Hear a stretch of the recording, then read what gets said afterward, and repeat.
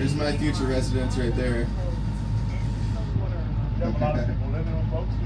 Yeah, like I said, if you want to live on your boat, it would be out in City Float, but there are a lot of yachts here, yeah. A lot of them, they'll kind of come and go, depending on the season. They have a lot of this, right?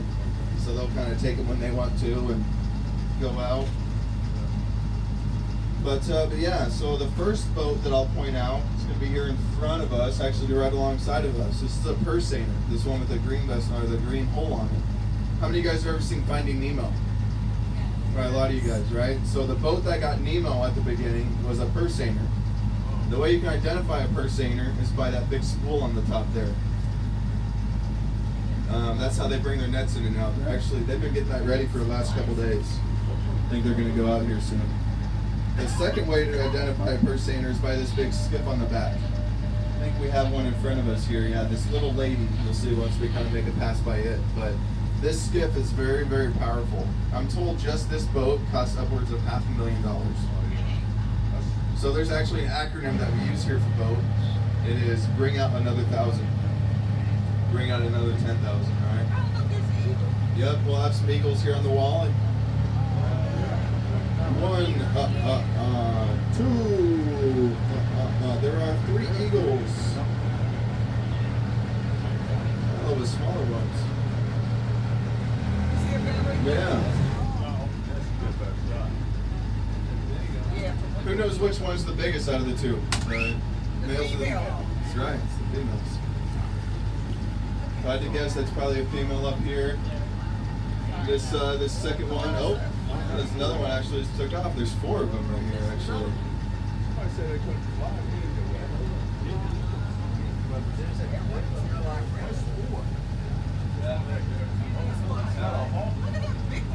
You guys just wait. There's like 5 more up here too. It's pretty cool. There's probably a big school that they're looking at. See, there's a couple right there. They mate for life. This one right in front of us, off our starboard side, is going to be a juvenile eagle. See, it doesn't quite have the white on its top yet. So they don't actually get their colors till about 3 to 5 years old. So that's what they look like at that point.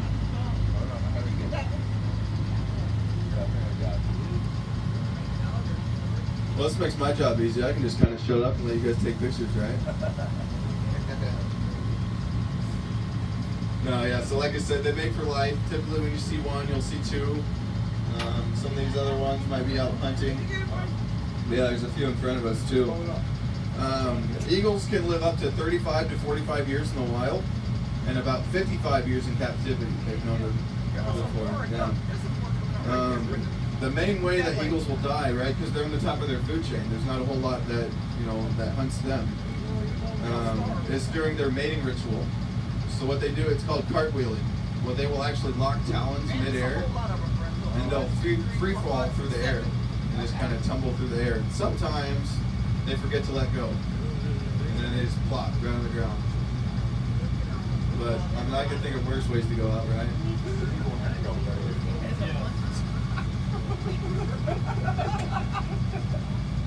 Yeah, there's like 6 more right here. 7, 8 more. Yeah, they like to hang out on top of the mast in some of these boats as well.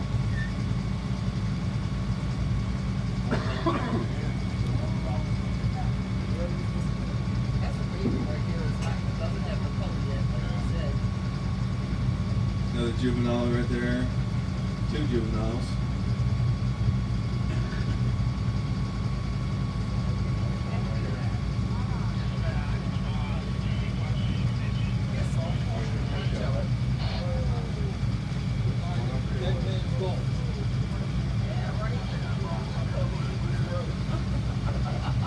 So the second type of vessel I'll point out, just while we're looking at one, is going to be a gill knitter. You see this, you see the lemon drop right there. A couple past that, you see that boat with the big spool in the back of it. Everybody see that? That's what's called a gill knitter. So I can find that picture of it. This is another picture of a gill knitter. So that spool in the back is how they release and reel back in their net. So they will draw out nets for a couple hundred yards, and then they have a lead weight at the bottom of them. So what will happen is the salmon will run into it, they get their gills caught, and they can't turn around. So that's why they call it gill netting. It's actually illegal in a lot of places because since we are so plentiful here, they allow it, right? There's another juvenile over there.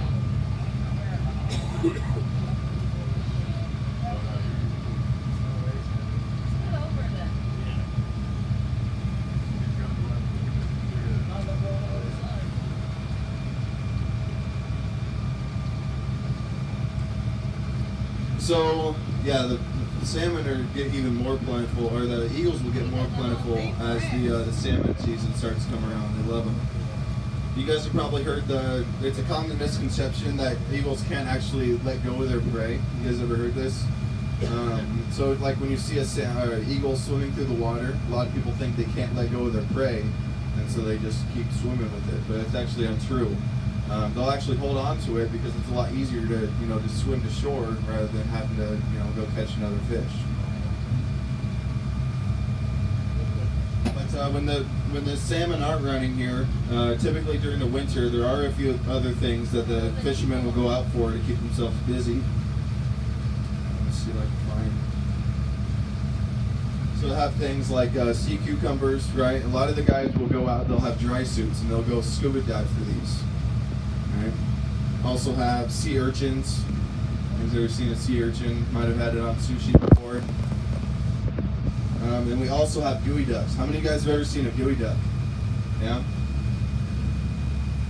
They're pretty weird looking. It's a clam. Yeah. So they will dig themselves down in the sand, and then this long part here, that's the clam. They will catch those and they'll slice them up thin, and they use them in sushi. Around here, they use them in clam chowder. So like a lot of places in the Northeast, they'll use potatoes for their filler. You want your clam chowder, the fork to stand up when it's in the clam chowder, but they'll use the gooey ducks for filler. What's that? No, that's right. Well, you'll see a lot of gooey duck clam chowder around here, though, for sure. So this is an area we call Shipwreck Cove. You can see there. That's Captain Andrea's old boat. So we found him. Okay. I'm just kidding. How long will we be in the water? We'll be in the water for maybe another 20 minutes, 25 minutes. It's like we're getting deeper. Oh no.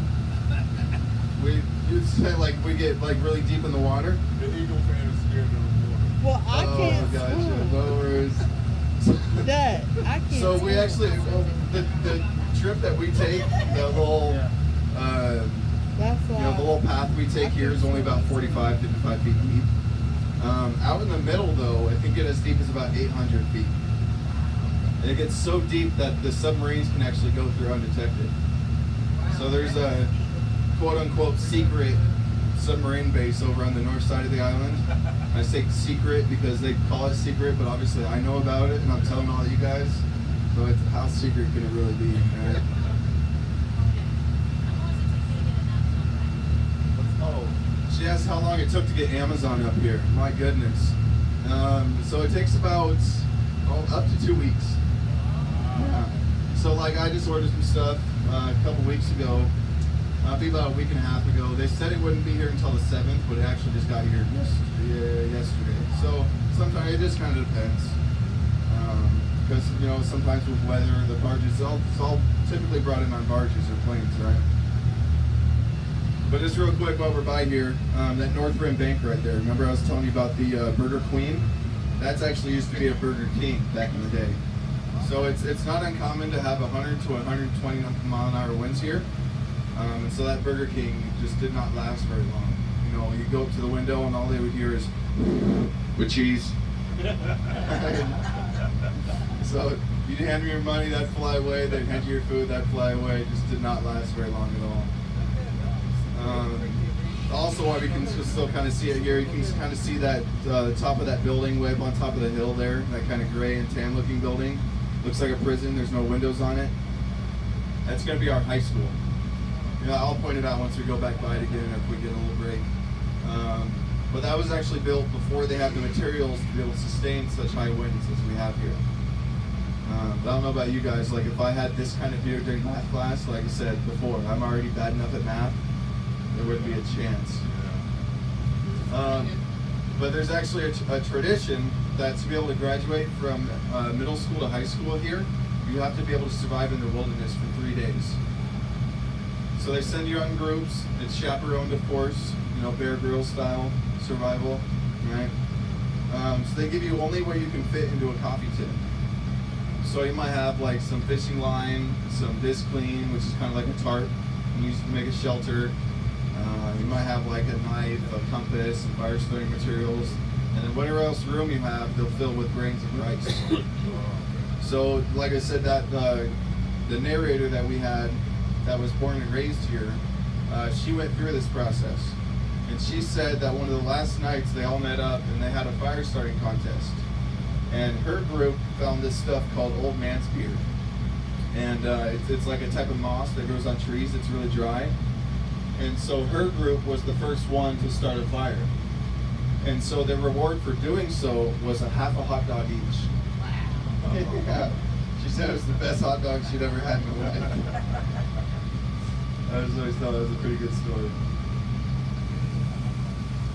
So yeah, we might see some, since it's so calm today, we might see some float planes going over top of us or taking off, landing.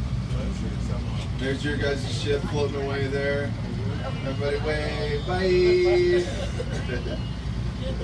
I don't know if you guys read the fine print on the waivers, but we'll go put you to work on the slime line up here. If you guys get left behind, they always need work. That's right. So like I was talking about float planes, this building here is actually where they can dock. A private float plane owner can dock his float plane there. That actually wasn't there about a week ago. They built it a little bit further south, and then they brought it in over there by crane. So they can, there's another flight scene tour. Once we come around the corner here, you'll be able to see a better view of the float planes that they have there. There's 3 main types that we have. You're gonna have your Beavers, your Otters, and your Cessnas. The Beavers being the biggest and the Cessnas being the smallest. But you can always recognize the Cessna by the sound. The Cessnas are insanely loud. They sound like a big jar of bees being shaken up and over a megaphone. It's crazy loud. But yeah, they're pointing out other birds we have here. What you guys might know as seagulls, but we are in the bay right now, so we call them bagels. That was kind of hit or miss, to be honest. I got it. So, this is the backside of E.C. Phillips and Son there. You might have noticed that kind of vacuum line that was on the side, it kind of goes underneath as well. That's what's called a transvac. So what will happen is the fishermen will come dock their boats on the side of the cannery here, and then that transvac will go down in their hole, and then they'll suck them out and go to the cannery for processing. And this is where the slime line comes out. They release it under here. So on a really hot day, which we don't get very often, it smells terrible here. We've had this weather for the last about week and a half. Before that, we had like 2 weeks almost straight of just solid sunshine. It's the hottest it's been so far, about 78 degrees. Doesn't sound like much, but we don't have any AC here. So with the sunrise, and it gets pretty humid, it gets up to, I think my house got up to, I live way on the top of the hill, got up to about like 83 degrees inside. And it's always just brutal. It's like one of those stick your head in the freezer, cold shower type days for like 2 weeks. It was rough. But then at night, it gets back down to 50s. But yeah, you can see kind of back there is all those float planes kind of docked up by that big yacht. That yacht there is actually owned by what I was told was a travel tycoon.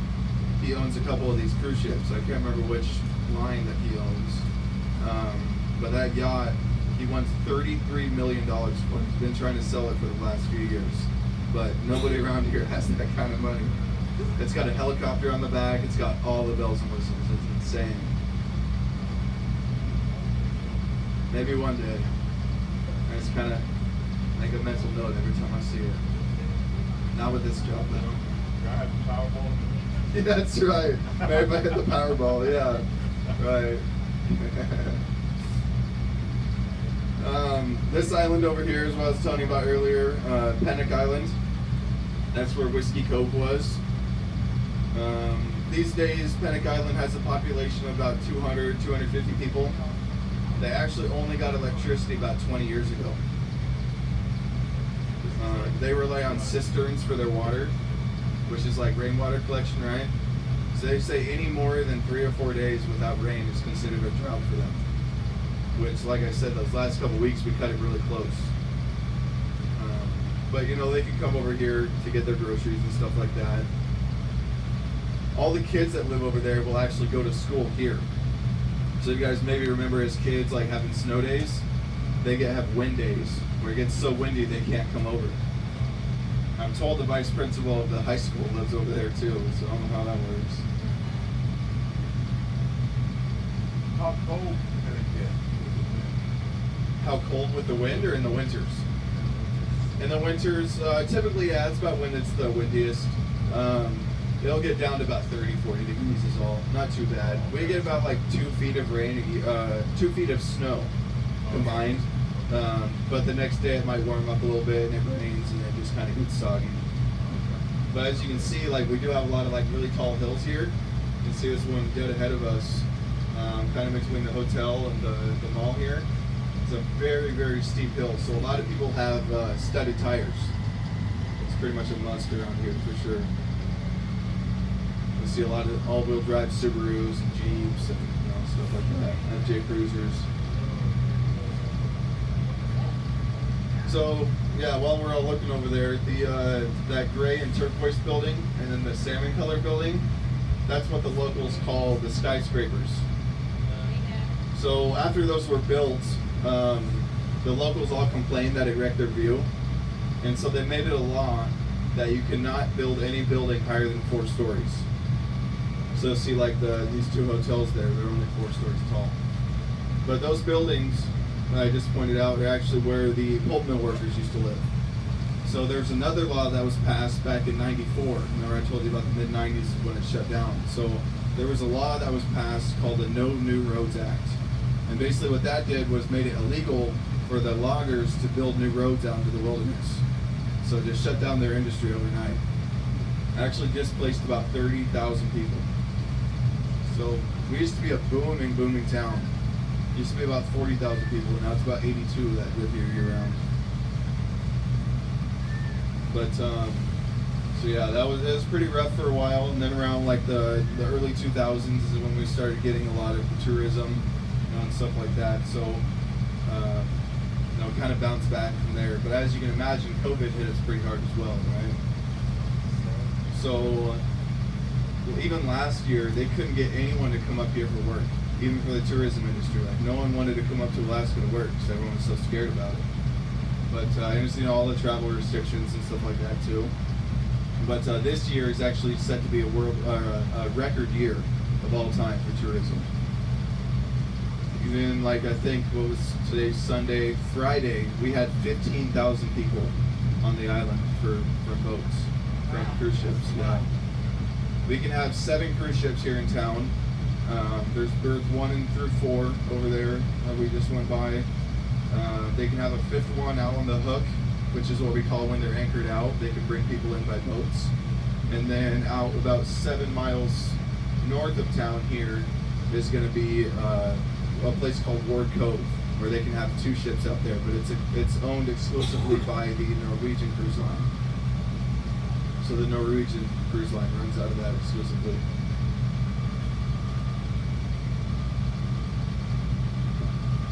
In front of us here, speaking of how people get to the island, is going to be another island called Gravina Island. And this is actually where our airport is.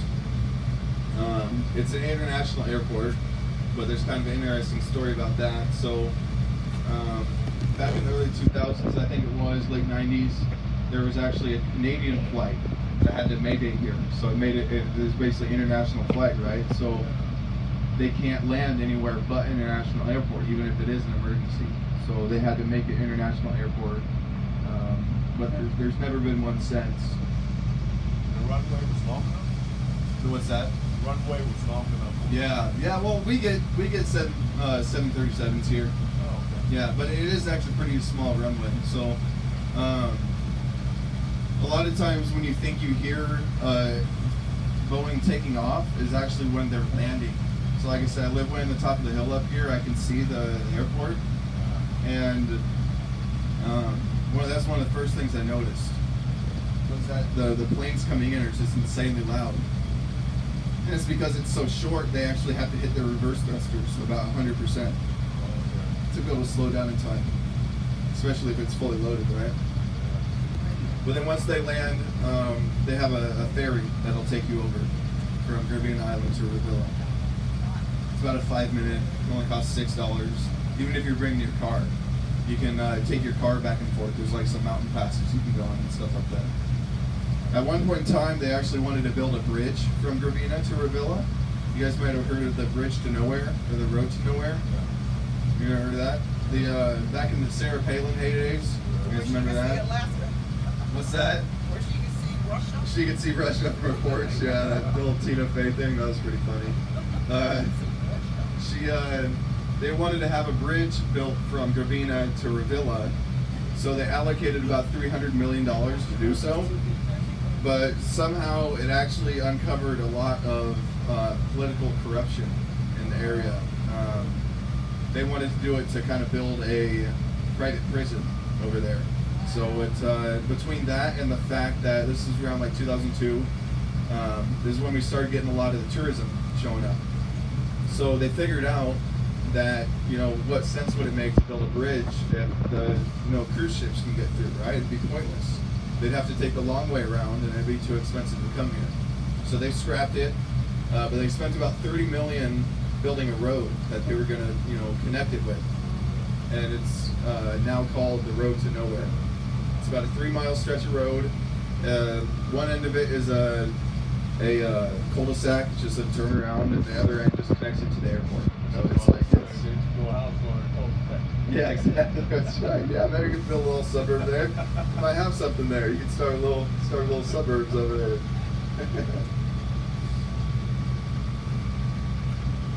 Well, all right, guys, we're going to be turning back into the bay here in a second, back into the harbor. If you guys want, we can kind of just take this last little bit of time to just enjoy the view. I'll kind of shut up here and put on some music, and we'll kind of make our way back. We are also selling these duck whistles if anyone would be interested. They're $4. I actually had somebody yesterday that got one last year when they were with us, and they actually used this to train their dogs. So they got their dogs to respond to this, and this is how they bring them in at night. A little loud, I know. That's the point, right? So I had a Disney cruise yesterday, and Disney buys all the children. That's part of their ticket. They get free duck whistles. And so that's why I wait till right now to sell them. Because if I did at the beginning, I literally couldn't hear myself think for the rest of the entire tour. It's bad.